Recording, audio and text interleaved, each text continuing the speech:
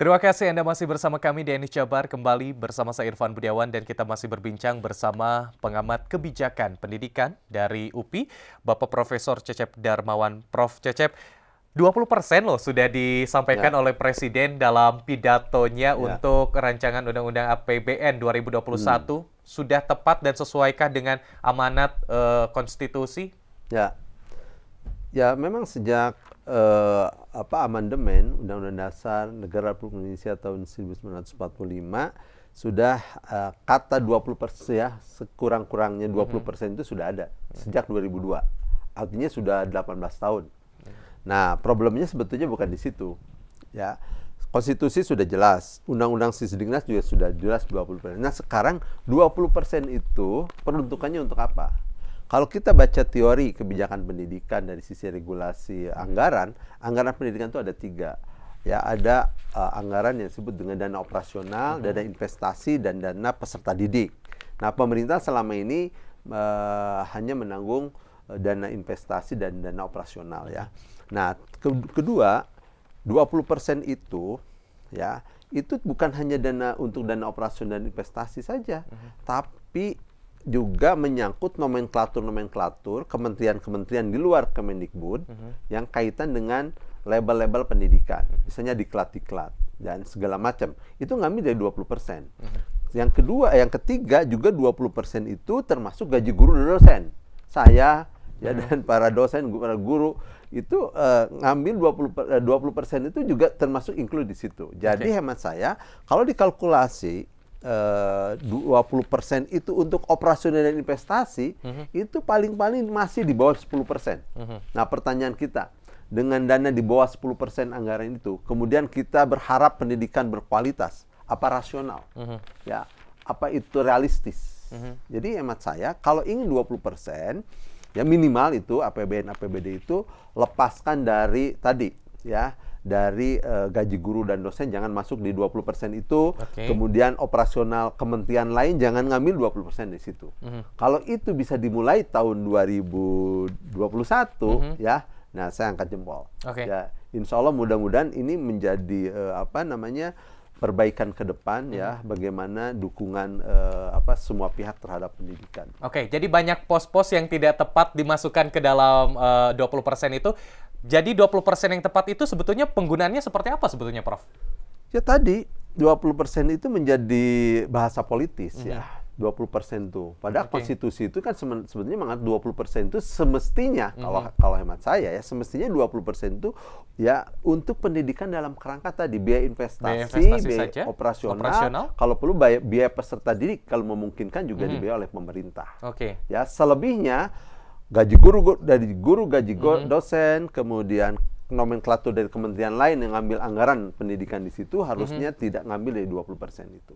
Berarti dana 549,5 triliun itu masih kurang seperti itu dengan banyaknya pos-pos anggaran terutama nomenklatur untuk kementerian-kementerian ini.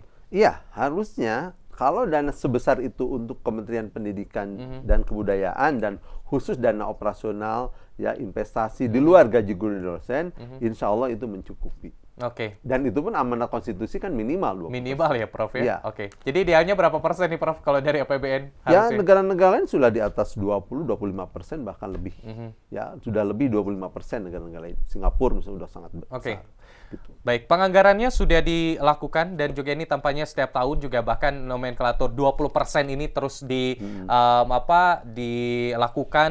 Namun bagaimana juga pelaksanaan di lapangan nih, Prof, terutama untuk optimalisasi penggunaan anggaran pendidikan ini? Ya, tentu walaupun ya belum 20%, artinya masih 10% ke bawah, jadi bawah 10%, tetap satu akuntabilitas, transparansi anggaran itu perlu tuh, termasuk pengawasan. Dan juga harus dilihat sejauh mana sih besaran anggaran itu mendongkrak kepada kinerja pendidikan, ya, pada semua sektor pendidikan. Ini mendongkrak nggak? Bagaimana risetnya mendongkrak nggak dengan anggaran itu? Bagaimana pembelajarannya? Apalagi sekarang dengan model daring ya. Saya berharap di 2021 itu pemerintah memperbaiki infrastruktur bagi pembelajaran daring yang tidak tercover dengan sinyal, misalnya dibuat bagaimana jejaring itu ya. Jadi anggaran itu harus lebih banyak kepada pelayanan pendidikan.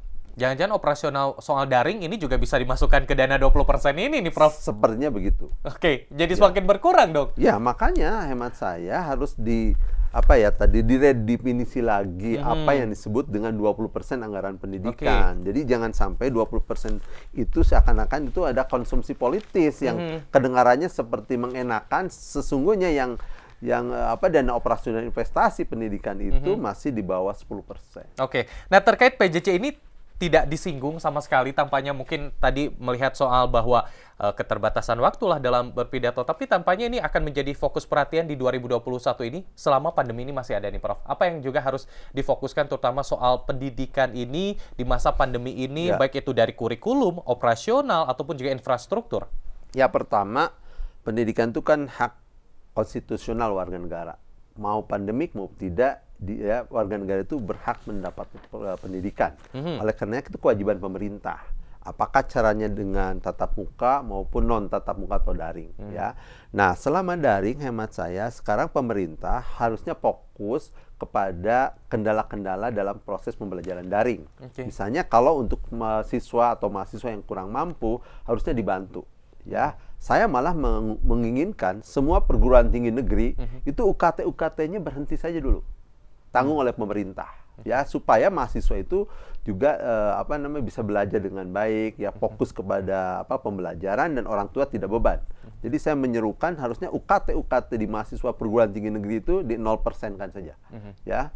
Karena masa pandemik dan pejabat-pejabat kampus mestinya gitu ya. Nah, itu ditinjau ulang untuk besaran anggaran untuk tunjangan-tunjangan jabatannya. Ya. Kenapa? Karena model seperti ini saya kira semua pihak harus memahami kondisinya gitu. Oke, baik, Prof. Nanti kita lanjutkan kembali terutama juga soal kesejahteraan para tenaga pendidik nih, Prof. Ini juga menjadi perhatian 75 tahun tampaknya para tenaga pendidik ini belum pejabatnya ya. Bukan pejabatnya juga mungkin bisa nanti disinggung nih, Prof ya. Kita akan kembali berbincang, pemirsa, tetaplah bersama kami juga di kesempatan kali ini di iNews Jabar.